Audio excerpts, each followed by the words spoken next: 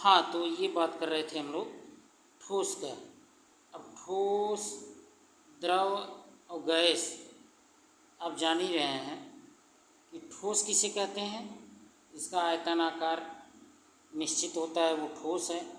और तरल क्या होता है, तरल पदार्थ यानी द्रव जिसका आयतन निश्चित हो लेकिन उसका आकार आकृति निश्चित ना हो, तो वो आपका तरल है। गैस में एकदम ठोस का उल्टा, ऐसा पदार्थ जिसका आयतन व आकार दोनों अनिश्चित हो, तो आपका गैस कहा जाएगा। एग्जाम्पल ठोस का दे दीजिए, बहुत से मेटल्स हैं, लोहा हुआ, सोना हुआ, चांदी हुआ, स्कैंडियम, टाइटेनियम, वैनेडियम, क्रोमियम, ये सब आपका तरल में। तरल पदार्थ कोई भी आप दे दीजिए, तरल पदार्थ में आपका आ जाएगा, पारा भी आ जाता है। यह एक ऐसा धातु है जो कमरे के ताप पर द्रव अवस्था में होता है।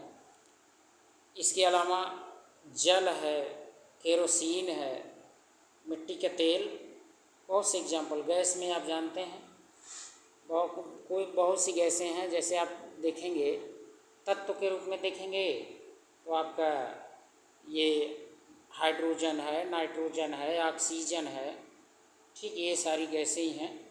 और कंपाउंड के रूप में देखेंगे carbon dioxide, sulphur dioxide, nitrogen dioxide, बहुत सी गैसें, नाइट्रस ऑक्साइड, बहुत से हैं, ठीक, सिंपल है। और दूसरा क्वेश्चन आप ज़रा देखें, इसमें तत्व क्या है, दो उदाहरण दीजिए।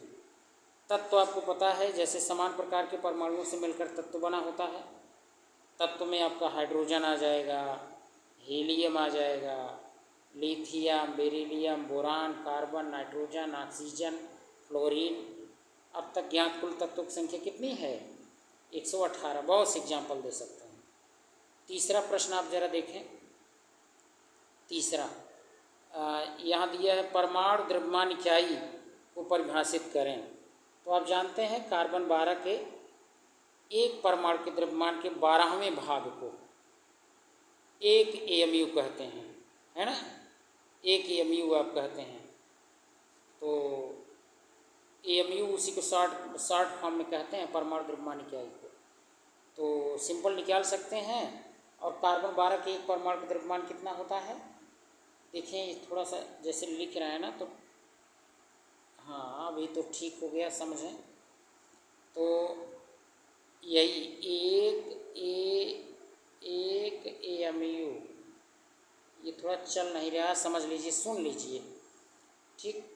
एक AMU आप देखें, इसमें पूछ रहा है ना ये क्वेश्चन, ज़रा ध्यान से देखेंगे।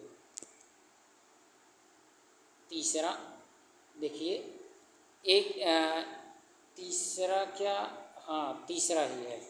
तो वही एक AMU बराबर क्या होता है, 1/12 गुणे कार्बन 12 के एक परमाणु का द्रव्यमान। और कार्बन 12 परमाणु जो एक परमाणु द्रव्यमान होगा वो क्या होगा, 1.99265 गुणे 10 की घात -23 ग्राम। तो उसी में आप डिवाइड कर दीजिए 12 से, 1.66 गुणे 10 की घात -24 ग्राम आएगा, वही आपका एक AMU है, ठीक, सिंपल है। मोल से आप क्या समझते हैं, अभी ये तो सिंपल है, इससे क्या, अब मोल क्या होता है, आप जानते हैं पदार्थ की वह मात्रा जिसमें 6.022 गुणे 10 की घात 23 कण उपस्थित होते हैं, उसी को हम क्या कहते हैं, एक मोल कहते हैं। और अगर मोलों की संख्या निकालना है तो मोलों की संख्या निकालने के लिए आप क्या करेंगे, सिंपल फार्मूला आप जानते होंगे कि अगर पदार्थ का द्रव्यमान ग्राम में दिया है तो उसी में डिवाइड कर दीजिए, जिस पदार्थ का द्रव्यमान ग्राम में दिया है उसी के अणुभार से, यानी अणु द्रव्यमान। अगर तत्व है तो परमाणु द्रव्यमान से आप डिवाइड करिए, ठीक, तो निकल आएगा, सिंपल है। मूलानुपाती और आणविक सूत्र के बीच अंतर आपको लिखना है। आइए आपको अंतर दिखाते हैं इसका।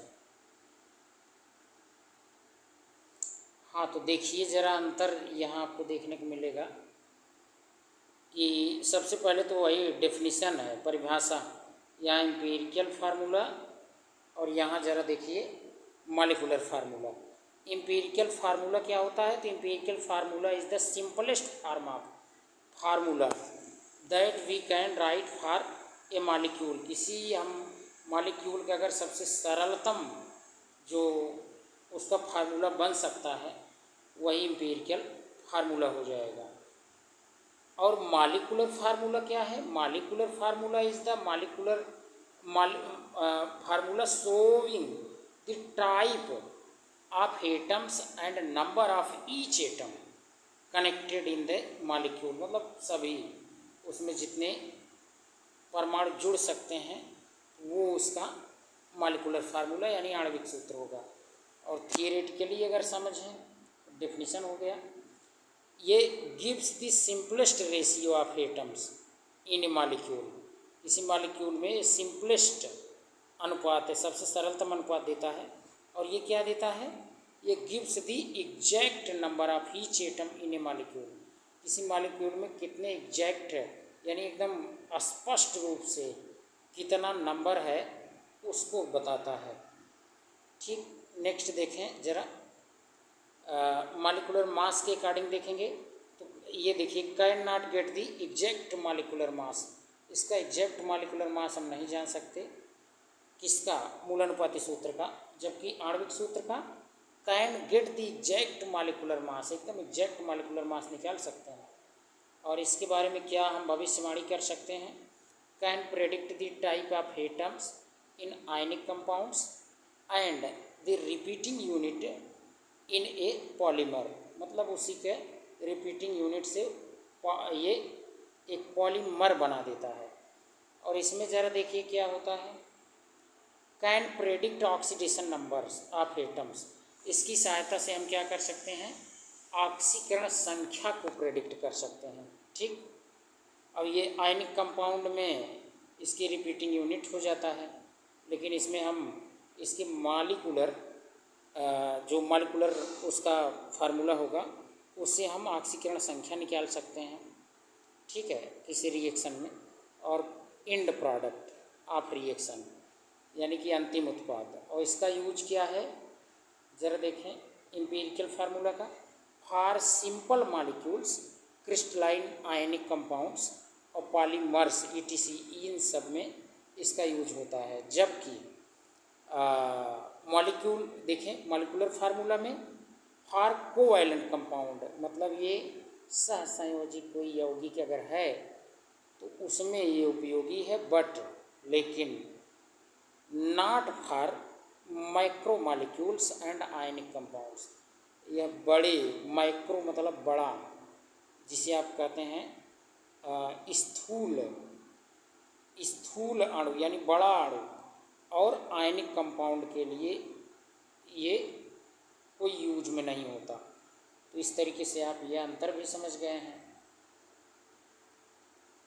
देखें अब यहाँ छठा क्वेश्चन अगर आप ध्यान से देखें तो इसमें कहा जा रहा है कि H2O, CO2 और CH4 का मोलर द्रव्यमान गणना करो। सिंपल है, वही परमाणु द्रव्यमान आप ऐड करके लिख दीजिए। H2 दो हाइड्रोजन, तो एक हाइड्रोजन के एक, दो का दो, ऑक्सीजन एक है 16, 16 दो 18 हो जाएगा। CO2 का कार्बन 12 और 16 दूनी 32, 32 और 12 44। मीथेन के निकालेंगे तो 12 और 4 16 आ जाएगा। सार्थक अंकों से आपका क्या तात्पर्य है? सिंपल है, अब ये सब तो आप जानते हैं। इसमें क्या, हाँ ये क्वेश्चन है बड़ा अच्छा। 0.50 मोल Na2CO3 और 0.50 मोलर Na2CO3 कैसे ये भिन्न है, मतलब किस तरीके से ये एक दूसरे से अलग हैं, कैसे हम ये सिद्ध कर सकते हैं, कैसे बता सकते हैं। तो इसके लिए ज़रा देखें। देखिए सिंपल है कि एक मोल अगर हमें निकालना है, एक मोल अगर निकालना है तो क्या होता है, वास्तविक द्रव्यमान बटे मोलर द्रव्यमान, वास्तविक द्रव्यमान बटे मोलर द्रव्यमान। अब मोलर द्रव्यमान क्या होता है, मोलर द्रव्यमान अगर आप चेक करें तो मोलर द्रव्यमान अभी आप निकालें Na2CO3 क्या, तो एक सोडियम का 23, दो का 23 दूनी 46, कार्बन का 12 और 48 पूरा जोड़ दीजिए। ठीक, क्या क्या जोड़ना है, 46, 12, 48, तो 106 ग्राम प्रति मोल आ जाएगा, 106 ग्राम प्रति मोल हो गया। अब हम लोग जान रहे हैं कि अगर हमें मोल निकालना है, 0.5 अगर निकालना है, 0.5 मोल बराबर कितना हो जाएगा, वही ये एक्चुअल मास कितना है, x बटे, अरे भाई कैसे निकालते हो, सिंपल है ना, 0. देखिए ज़रा समझिएगा, समझिए, ये इसका 0.5 मोल अगर निकाल रहे हैं, ये बराबर हो जाएगा किसके, देखिए सही चल नहीं रहा, नहीं तो हम लिख के बता ही देते, तो इसको सुन लीजिए, ऐसे सुन लीजिए आ जाएगा। तो 0.5 मोल बराबर, आप मान लीजिए कि इसका जो वास्तविक द्रव्यमान है हमें नहीं पता, तो उसको x मान लो, तो रखोगे x बटे 106 ग्राम पर मोल, है ना, 106 ग्राम पर मोल। अब x बराबर निकालोगे तो 53 ग्राम आ जाएगा, कितना आएगा, 53, तो एक दूसरे से भिन्न हो ही गए, इस तरीके से निकाल सकते हैं। और नीचे देखें, निम्नलिखित में से प्रत्येक के परमाणुओं की संख्या की गणना करना है। अब प्रत्येक इसको सॉल्व करके दिखाना पड़ेगा, दिखाते हैं। देखिए यही क्वेश्चन जो अभी बताया आपको, 1 मोल अगर आप निकालते हैं तो एक्चुअल मास अपान मोलर मास, और फिर मोलर मास Na2CO3 के निकालेंगे तो 106 आएगा, 106 ग्राम पर मोल, जोड़ देंगे यही 46, 12, 48 ये सब, तो ये 106 आ जाएगा। अब हम लोग जान रहे हैं क्वेश्चन दिया 0.5 मोल, वही x एक्चुअल मास वही मान लेंगे हम लोग x, और मोलर मास जानते हैं निकाल दिए यहाँ 106 ग्राम पर मोल, है ना, तो यहाँ से मोल मोल कट जाएगा, तो वही वो ग्राम में x, अभी देखिए काटेंगे, यहाँ देखें तो ये पूरा x आपका कितना आ जाएगा, 53 ग्राम आ जाएगा, तो यही बात कर रहे थे, ठीक है। अच्छा देखिए सिंपल है, ऐसे बता देते हैं, आप सुन के जान लेंगे। देखिए ये आर्गन के 52 मोल दिया है, 52 मोल, अगर 52 मोल पहले से दे दिया है, परमाणुओं की संख्या निकालने के लिए कह रहा है, तो अब आप सोचिए केवल अवोगाद्रो संख्या गुणा हो जाएगा मोल में। अब यहाँ पर दिया है क्या, यहाँ पर देखें 52 यहाँ यूनिफाइड मास दे दिया है, तो इसमें हमें क्या करना पड़ेगा, सबसे पहले तो हीलियम का जो अणुभार है उससे हम क्या करेंगे, इसमें भाग देंगे, तो 4 से भाग दे दिए तो कितना आ गया, 13 चौके 52, है ना, तो 4 से भाग देंगे 52 में, 13 आ जाएगा, तो 13 आपका आ गया यहाँ पर, समझ रहे हैं।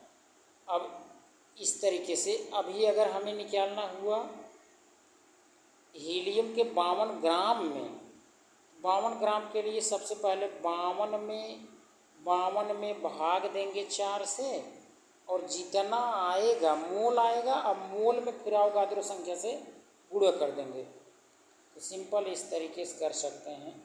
गुणित अनुपात का नियम कितना आप पढ़े हैं कक्षा 9 से। और देखिए सोडियम सल्फेट में मौजूद विभिन्न तत्वों का द्रव्यमान प्रतिशत है, बताइए इससे आसान क्या होगा।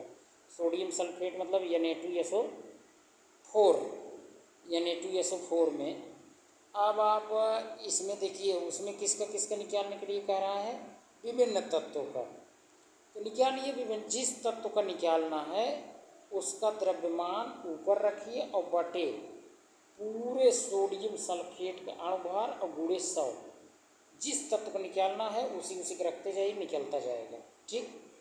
आयरन के ऑक्साइड का आणविक सूत्र निर्धारित करें, जिसमें आयरन और ऑक्सीजन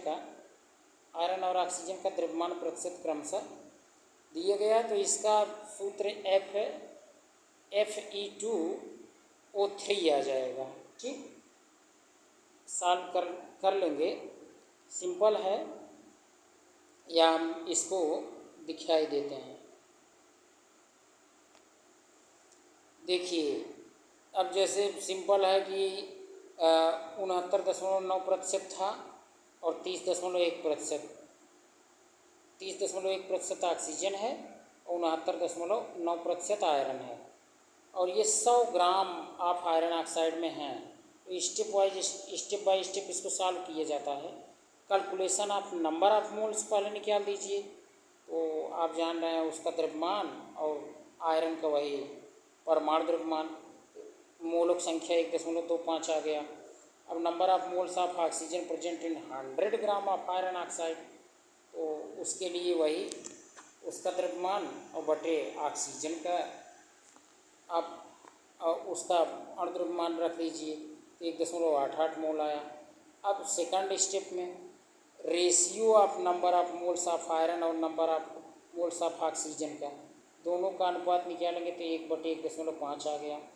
अब इसको मल्टीप्लाई करेंगे कब होल नंबर में, तो देखिए क्या आ जाएगा, आयरन का 2 आ जाएगा और ऑक्सीजन का 3 आ गया।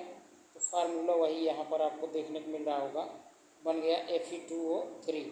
स्टेप 3 में कैलकुलेशन ऑफ मोलक संख्या का निकालना है, तो जान रहे हो मोलर मास या Fe2O3 क्या 159.69 होता है। तो मोलक संख्या मोलर मास बटे एम्पिरिकल फार्मूला मास, बस एम्पिरिकल फार्मूला मास ही है ये, तो बस डिवाइड कर दीजिए, तो लगभग 1 आ जाता है।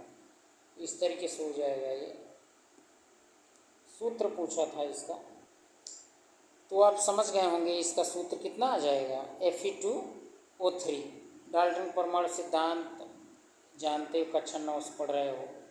द्रव्यमान संरक्षण का नियम, निश्चित अनुपात का नियम, गैसीय आयतन का नियम सब आप जानते हैं। मोलरता, मोल प्रभाव ऑलरेडी न समझ में आए तो विथ न्यूमेरिकल हमने वीडियो डिटेल में बनाया है, और इसी वीडियो का लिंक में हम दे देंगे डिस्क्रिप्शन में, वहाँ से आप जा कर के डिटेल में पढ़ सकते हैं ये सब, मोलरता, मोल प्रभाव। ठीक, तो आज के लिए इतना ही। यदि आप नए हैं तो चैनल को सब्सक्राइब कर लीजिए। आपको चैनल से जुड़ने से आप एक वीडियो देखें तो खुद समझ में आ गया होगा, कुछ न कुछ ज़रूर हमें सीखने को मिल रहा है। तो इसलिए आप चैनल को सब्सक्राइब करें और साथ में अपने मित्रों को भी साझा करें और सब्सक्राइब उनसे भी करवाएं, जिससे वो उन्हें भी इसका लाभ मिल सके और साथ में वो भी कुछ आपके द्वारा सीख सकें।